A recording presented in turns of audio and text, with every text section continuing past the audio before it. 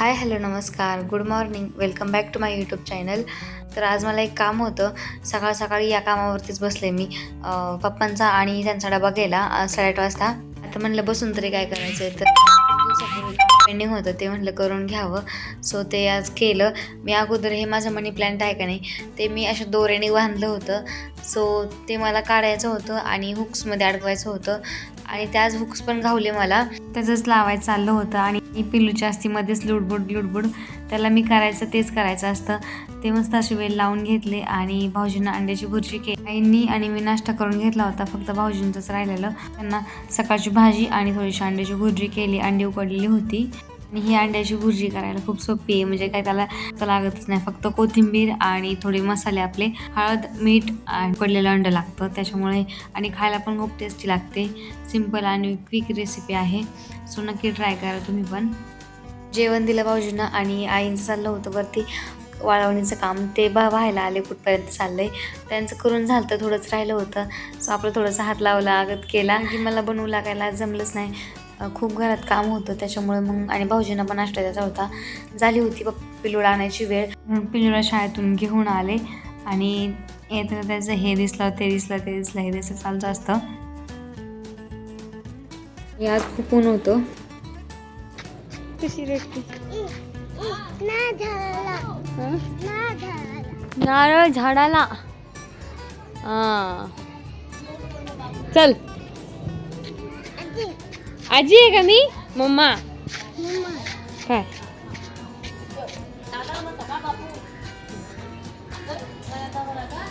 आता आपण घरी जाऊया. पिल्लूला शाळेतून घेऊन आले तोपर्यंत आई आणि भाऊजी गेले होते महिन्याचा किराणा आणायला. त्यांनी आणला होता. सो आईंना आज उपवास होता त्याच्यामुळे त्यांना खिचडी केली आणि पिल्लू बाहेर काकासोबत खेळत होता, उभा होता. दुपारचं जेवण करून घेतलं आणि हाच किराणा लावायला घेतला. भरून ठेवायलाच अर्धा एक तास तरी लागतो, कारण की हे अनबॉक्सिंग करण्यामध्येच खूप वेळ जातो. पिशव्यांचा पसारा तेवढा पडतो की काय बोलायलाच काम नाही, कारण की प्लास्टिकच्या पिशव्यांचा खूप पसारा पडतो.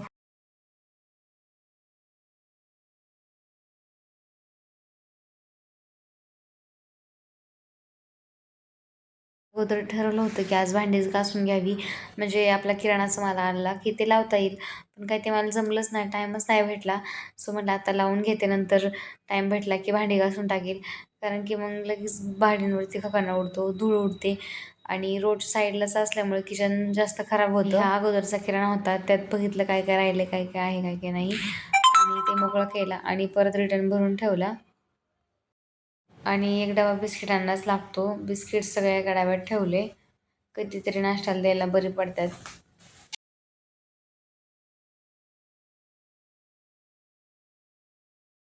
ते बिस्किट ठेवले भरून आणि नंतर एवढा पसारा पडलेला पिशव्यांचा की काय बोलायला नको. तर अजून एवढं सामान होतं आणि पिल्लूला गावली होती सामानाची मोकळी पिशवी, तर तो बसला होता त्या पिशवीमध्येच जाऊन. तो काही बाहेर यायचं नावच घेत नव्हता आणि तो बरोबर त्या पिशवीत मावला सुद्धा होता.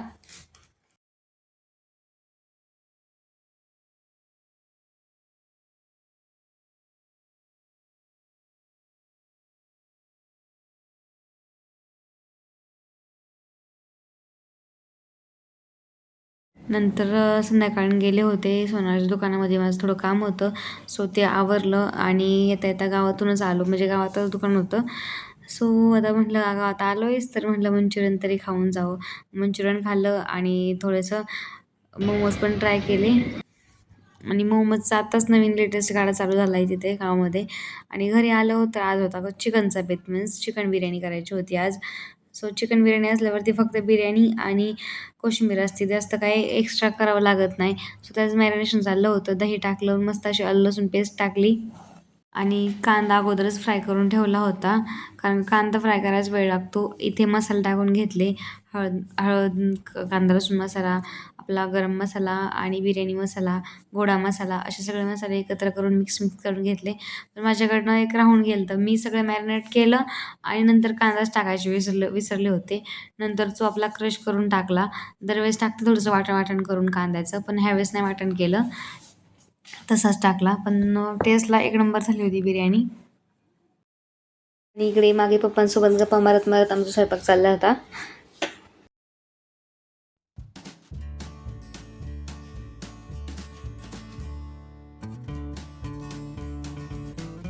छान सगळं मॅरिनेट करून घेतलं आणि नंतर शेवटीवरनी कसुरी मेथी टाकली. कसुरी मेथीने टेस्ट आणखीन एनहॅन्स होते. सो नक्की ट्राय करा तुम्ही पण, कसुरी मेथी टाका. आणि थोडी अजून मिरची पावडर टाकले. हे सगळं मिक्स करून घेतलं. आणि आई आणि पिल्लू होते गॅलरीमध्ये. आई पिल्लूला जेवण चालत होते, चपाती आणि त्याला चटणी आवडते जवसाची. जवस चटणी आणि चपाती तो खूप छान प्रकारे खातो. सो त्याला ते जेवण दिलं. पिल्लूच्या नादामध्ये मी मॅरिनेट केलं होतं, त्याच्यामध्ये कांदा टाकायचे विसरले होते. सो कांदा क्रश करून टाकला आणि तो तांदूळ शिजायला ठेवले होते. त्याला उकळी आली होती त्याच्यामुळे ते टाकून घेतले.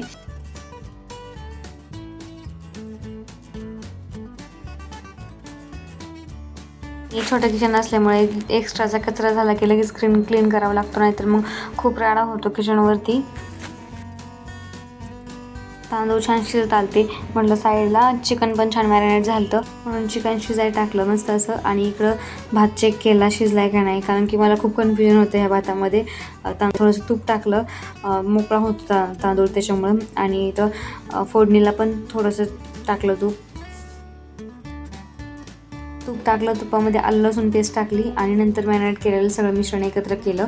आणि यामध्ये मी टोमॅटोची पेस्ट करून टाकली होती. चिरून टाकत नाही मी, कारण की चिरून खात नाही एवढं कोण. म्हणून सगळं असं मस्त 1 किलो चिकन होतं, त्याच्यामुळे जास्त क्वांटिटीमध्ये असं मोठ्या कुकरमध्येच लावलं.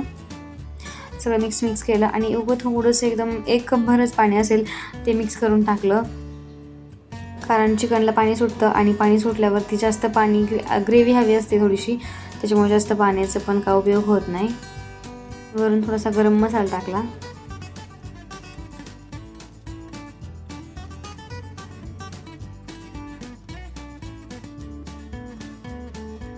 छान असा शिजला आणि त्याला काढून घेतला. त्याला काढण्यासाठी पूर्ण अशी जाळी वापरली, पण त्या जाळीमध्ये एवढे काही साठ हे झालं नाही.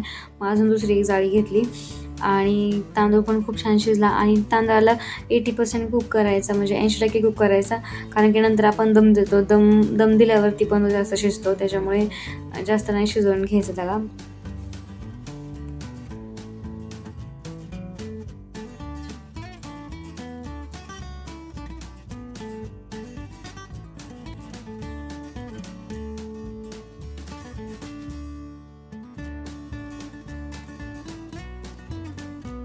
साईड बाय साईड आई दूध घेऊन आल्या होत्या, मग दूध तापायला ठेवलं. आणि बिर्याणीसाठी लेयर्स लावायला सुरुवात केली. पहिल्यांदा लेअरला खाली मस्त असा फ्राय केलेला कांदा टाकला. नंतर आपलं ग्रेव्ही टाकली मस्त अशी आणि नंतर तांदूळ टाकला. जास्त लेयर्स लावत नाही मी, सिंपल 2च लेअर लावते. असं मध्ये जास्त लेअर मग तो खूप गिचमिट आला होतो. सो अशाच लेयर्स लावते मी. थोडासा भात घेतला आणि ते ग्रेव्ही राहिली होती कुकरला, ती मिक्स केली.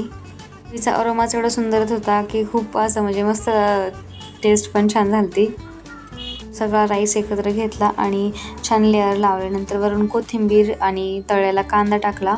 केशर भिजू घातले होते पाण्यात, ते केशर पाणी टाकलं. थोडाच वेळ भिजले होते, माझ्याकडून जास्त वेळ भिजलेच नाही, अर्धा-1 तासात भिजले असतील. नंतर आपला दम द्यायला मस्त असा कोळसा गरम केला. आणि मी कोळसा असा गरम करते, म्हणजे असा फुलवते कोळसा फुकून मस्त अशी गायच्या तुपाचा दम दिला आणि झाकण ठेवलं. आणि इतका छान आरोमा येतो ना दम दिल्यावरती की काय बोलायलाच नको. दम दिल्यावरती सगळं आवरलं. अशी मस्त माझी बिर्याणी रेडी आहे. पाहू शकता तुम्ही अशी किती मस्त असा कलर आणि खूप छान दिसत होती.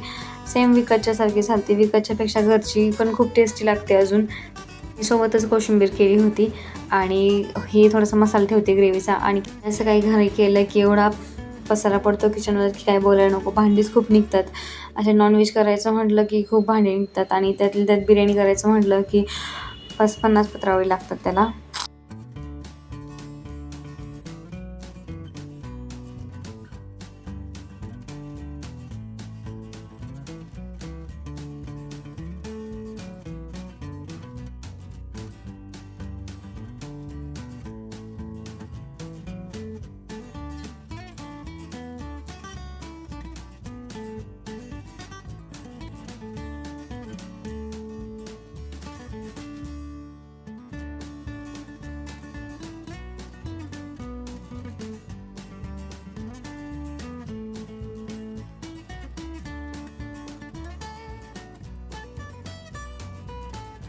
फायनली सगळं आवरलं.